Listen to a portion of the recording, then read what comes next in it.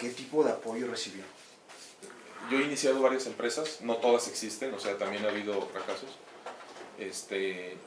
O por estrategias dejar de cerrar alguna empresa o lo que sea. Pero en todas las empresas, sin excepción, mi esposa siempre ha estado presente. O sea, ella siempre me ha apoyado. En el acuerdo que teníamos y que seguimos teniendo, aunque ahorita ya no es tan importante, ¿verdad? Era que ella estaba en la casa atendiendo a nuestros hijos. Mis hijos ya están grandes, incluso ahorita son socios de Novaro, en un ratito más van a llegar. Pero mi esposa siempre estuvo apoyándome de diferentes maneras, ¿no? Desde enviar faxes, tomar llamadas telefónicas, hacer reportes, preparar materiales para cursos. Siempre estuvo presente respaldándome y obviamente respaldándome en el tema de los horarios y los viajes y todo ese tipo de cosas. Mis hijos desde muy pequeños los involucré en tareas que ellos pudieran hacer. Llegó un momento en que ellos pensaban que no les iba a gustar la consultoría y finalmente los dos están trabajando aquí. En todo esto, ¿para qué nos sirve la ética y los valores en cuestión del éxito? Híjole, eso es una forma de vida, sí. Porque muchas personas te van a decir que en México lo que predomina y la forma de ser exitoso es transar. Incluso hay un dicho, ¿verdad? Hay dichos mexicanos muy buenos y hay otros muy desafortunados, ¿no?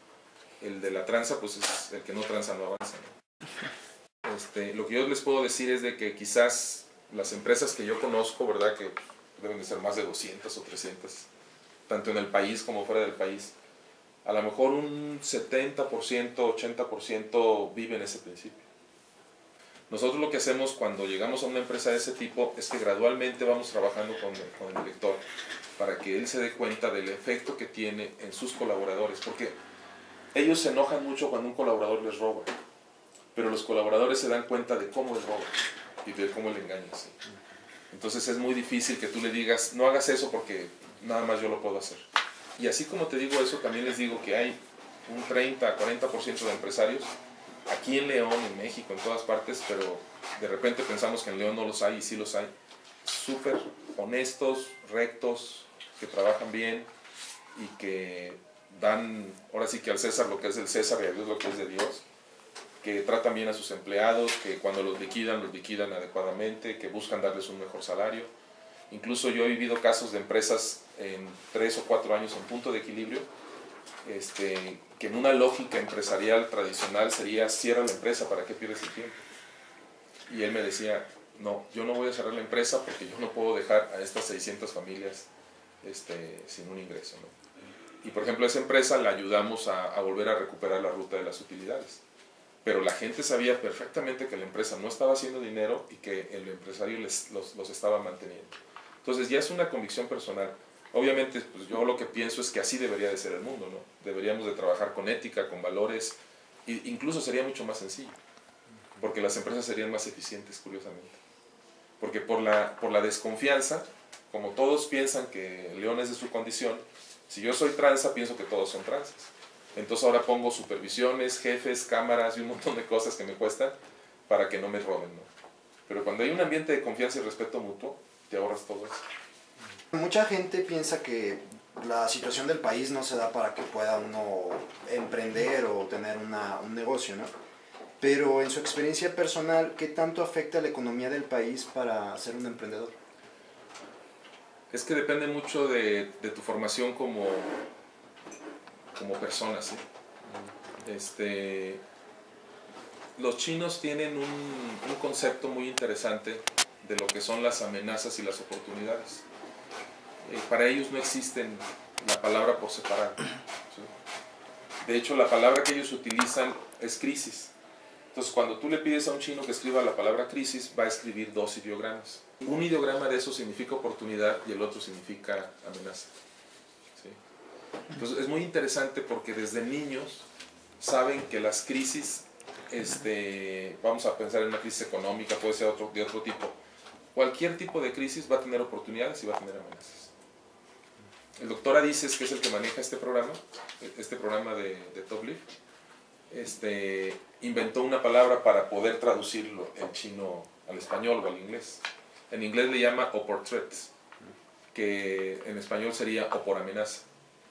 Entonces, no es de que hagas un ejercicio de, como los FODAS, ¿no? A ver, dime todas las oportunidades, a ver, dime todas las amenazas. En realidad, si una empresa generara oportunidades y amenazas, las oportunidades que no capitalizas se pueden convertir en amenazas. Las amenazas que no atiendes, las amenazas que decides atender de manera proactiva, las puedes convertir en oportunidades.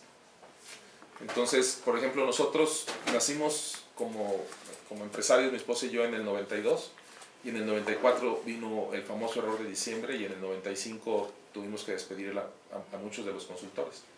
Que muchos de esos consultores que despedimos los apoyamos para que formaran su empresa, en plena crisis, ¿sí? Del 95. Y ahí en la crisis del 95 también identificamos que necesitábamos cambiar el tipo de servicios y de productos que ofrecíamos a los clientes. Y de esas crisis han venido más crisis, ¿sí? La más reciente fue la del 2008-2009, que también te obliga a replantear, ¿no?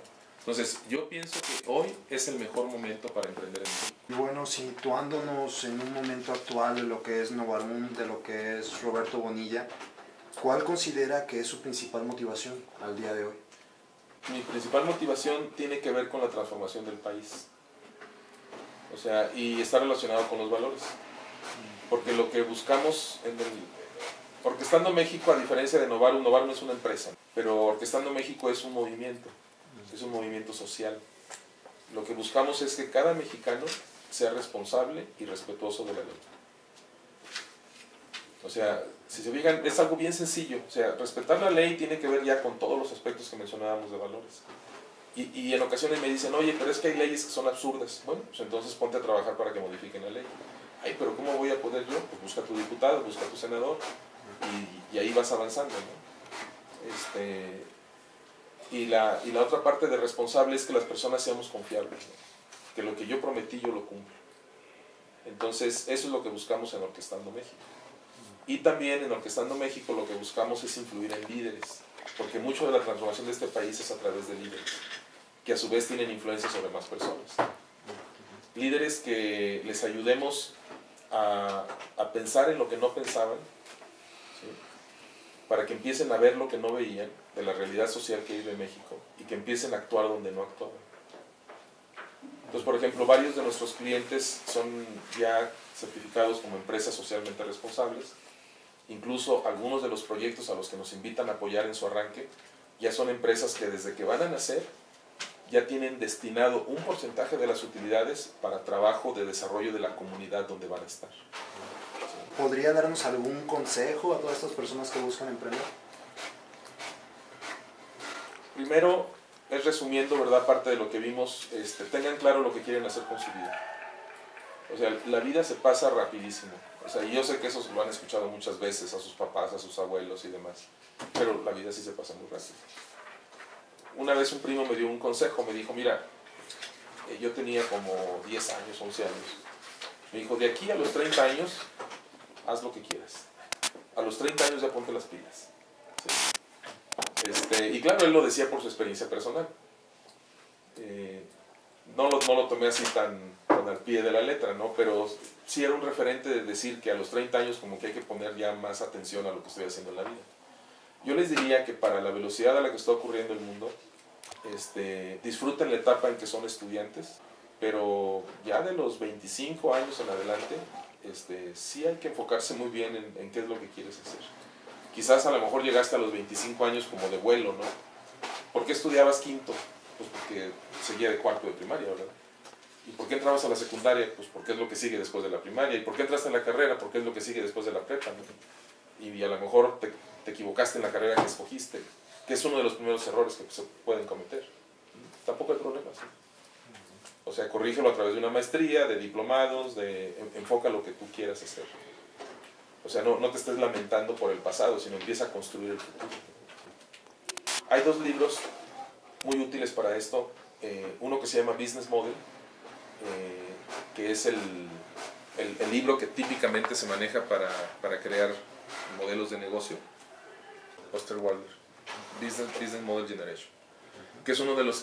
para mí, esto del modelo de negocio es antes del plan de negocio, ¿sí? Pero hay otro libro de los mismos autores que se llama Tu modelo de negocio. Este libro es con el que debieran de empezar. Y después con el otro. Porque esto es para que tú te identifiques como persona, qué quieres hacer en la vida y cómo es que tú agregas valor a las personas que te rodean. ¿Sí? Entonces, en época de estudiante es ideal. Y es los mismos principios que después extrapolas para iniciar un negocio con el Business Model Generation.